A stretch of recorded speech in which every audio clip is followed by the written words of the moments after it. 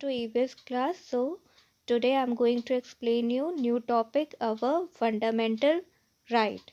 So first point is right to live in any part of the country. हमें ये fundamental rights देता है कि हम किसी भी part of the country में हम कहीं पे भी रह सकते हैं. Second point right to travel anywhere in the country.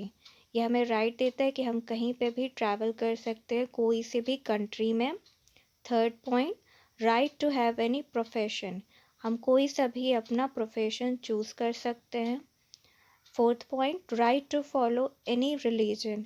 ये हमें राइट करता है कि हम कोई सा भी रिलीजन फॉलो कर सकते हैं, इसमें हमें कोई रोक टोक नहीं है. Fifth point right to express one's belief and opinion freely. कोई भी व्यक्ति अपना बिलीफ और अपने जो भी ओपिनियंस है वो फ्रीली रख सकता है. Sixth point right to education. हर एक व्यक्ति के अपने राइट्स होते हैं एजुकेशन के लिए. Seventh right to vote. अब यहाँ पे कौन वोट कर सकता है?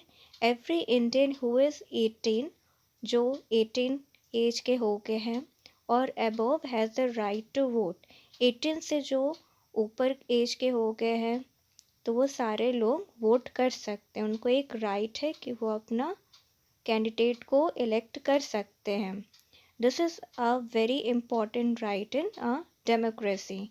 ये काफ़ी इम्पॉर्टेंट राइट है डेमोक्रेसी में. 8 right not to be force to work. ये हमें राइट करता है कि किसी को भी हम फोर्स ना करें काम करने के लिए. जैसे स्पेशली हुए children specially can not be made to work in factory. किसी भी बच्चों को कोई राइट नहीं कर सकता है कि वो काम करे ऐसी जगहों में जहाँ फैक्ट्री हो या फिर माइंस हो, क्योंकि ये काफ़ी डेंजरस प्लेस होते हैं बच्चों के लिए. Ninth point right to equal justice. This means that the law is the same for everybody. Equal justice मतलब चाहे कोई भी व्यक्ति हो उसके लिए लॉ सब सेम होते हैं, इक्वल होते हैं. Everybody who break the law, कोई भी इस लॉ को ब्रेक करेगा उसको पनिशमेंट मिलेगी. The same way anybody who is harmed by someone, even the government can go to court to seek justice. कोई भी व्यक्ति किसी के द्वारा हार्म हुआ है, नुकसान हुआ है, या गवर्नमेंट को हुआ है या गवर्नमेंट ने किसी को किया है, वह अपनी जस्टिस के लिए कोर्ट में भी जा सकती है, क्योंकि हमारा जो कॉन्स्टिट्यूशन फंडामेंटल राइट हमें देता है, क्योंकि यहाँ पे सारे इक्वल जस्टिस होते हैं.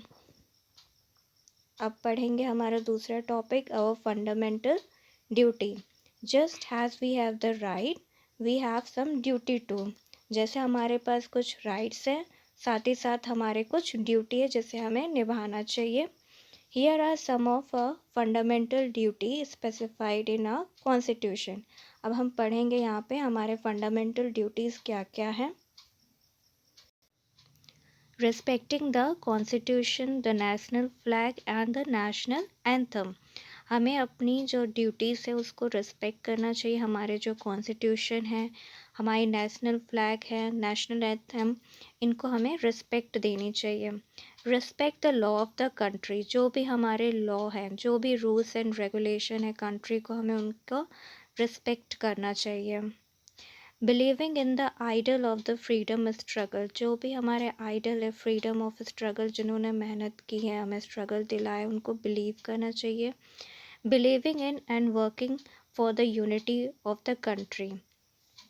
एक साथ रह करके हमें अपने कंट्री को आगे बढ़ाना चाहिए, बिलीव करना चाहिए, एकता जैसे हम लोग बोलते हैं. Defending the freedom of a country. Treating other as equal and respecting their belief. सबको इक्वल जैसे ट्रीट करना चाहिए, सबको रिस्पेक्ट देनी चाहिए हमें. Respect our culture heritage. जो हमारे कल्चर है, हर एक स्टेट को वहाँ पे रिस्पेक्ट करना चाहिए. सबसे बड़ी चीज़ प्रोटेक्टिंग आवर नेचुरल एनवायरनमेंट. जो भी हमारे नेचुरल एनवायरनमेंट डैमेज हो रहे हैं उनको सबको प्रोटेक्ट करना चाहिए. Protecting public property. जो हमारे पब्लिक प्रॉपर्टी होते हैं, जैसे हुआ सरकारी प्रॉपर्टी या कुछ भी, उनको नुकसान नहीं पहुंचाना चाहिए। ये हमारे सारे ड्यूटीज़ हैं जिसे हमें फॉलो करना चाहिए, जैसे हम राइट्स हमारे हैं। So thank you student.